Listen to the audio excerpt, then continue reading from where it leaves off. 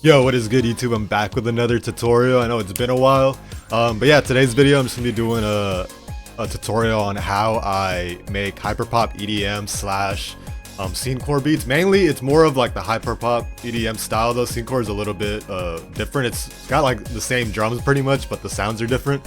But yeah, I'm gonna be showing you guys how to make the hyperpop EDM type sound right now. So yeah, let's jump into it. Alright, so we have the beat here. I'm going to play a little bit of it before, like a little preview of it, and then I'll break down every single sound that I use. So yeah, let's jump into it.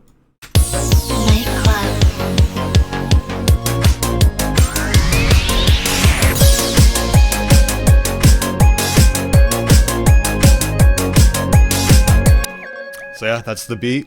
As you can hear, it's got more of the hyperpop EDM sound versus the Scenecore sound. I'm probably still gonna make this like a dual tutorial, but it's mainly for the hyperpop EDM type sounds. And the difference to me, in my opinion, is like the hyperpop EDM sound is more bubbly. It's more hyperpop. It's got it in the name. And Scenecore, it's more like grunge, more ravey type sounds, darker usually. So yeah, that's the difference. But the drums is pretty much the same.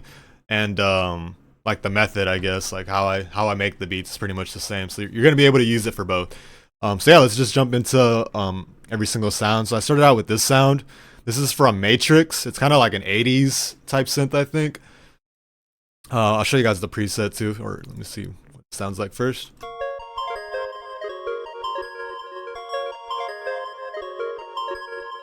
So yeah, this is like a little pluck slash bell type sound.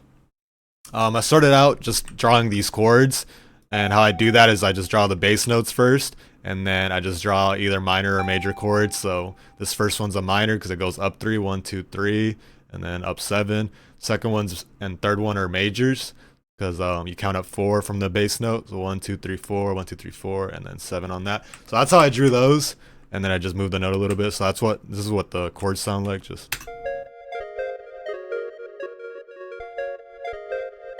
And then I added my little top line melody. And that gives it that vibe. So yeah, that's how I drew those. Yeah, this is like the most basic form of like the chords you can make too. A lot of people, they'll get like the middle note or one of the notes and then they like put it up an octave or down an octave. That sounds good too, but in this case I just kept them very, very basic, very, very minimal. And yeah, that's Matrix, and I can show you guys the preset. Yeah, bounce, like stock preset. Next one, another instance of Matrix, and I just copied and pasted the same exact pattern, as you can see.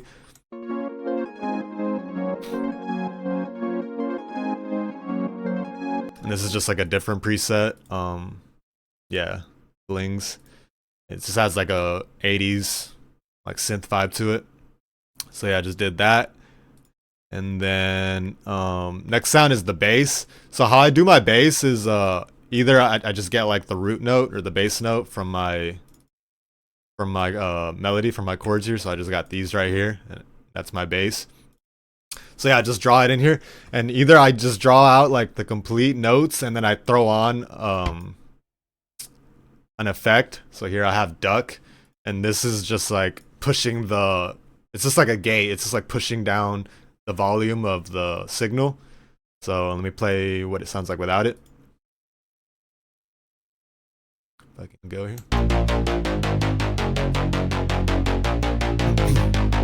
And then with it.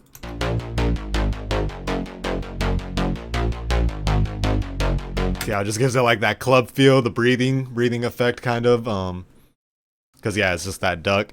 So yeah, either I do that, what I just did there, or I'll go in and individually like draw out the notes here and go, like go every other. So yeah, you could do it either way, how you would like. It's up to you. Sometimes I do that, sometimes I do it the other way. If you've seen some of my other tutorials, I might have done it the other way. So yeah, that's my bass. Next, just a little like lead pattern from Serum.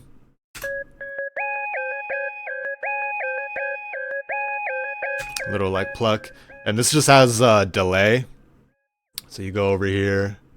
Yeah, see, I just have Echo Boy on it, and I do this a lot of my melodies, or like my little simple melodies. Here, I'll play it what it sounds without it. So it still sounds good, it still sounds like, you know, poppy or whatever, but it just doesn't have that crazy movement to it. So yeah, I do that a lot to my melodies that just need like extra movement, extra balance. I just throw on some kind of echo delay to them. Another little instance of Serum. Little bell. And that's just has like reverb on it, nothing crazy on that. Another VST I've been using a lot is this SRX strings, and basically what this is just like, it's just like a collection of different like string sounds. They're nothing like crazy like experimental or anything, they're just like regular string sounds. So what this sounds like, yeah, nothing crazy, it's almost like a glow Chief Keef glow string. So yeah, that was that sound. I think I have one more melody sound over here, and then I'll go into the drums and like the ear candy stuff. So yeah, I have wait, did I solo it? No, I didn't. Play it right here.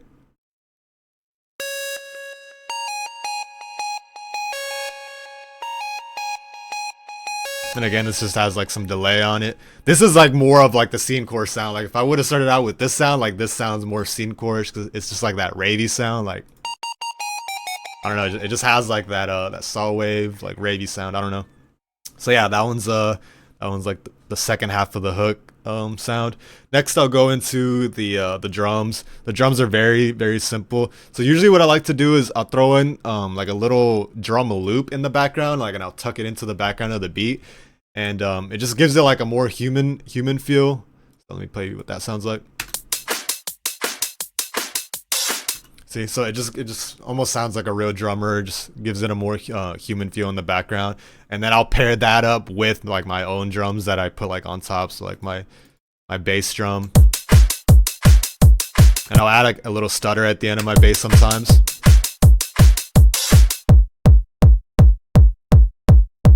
See right there, the little stutter. So yeah, that's my bass drum, and my hi-hats, snares, rides, nothing crazy here.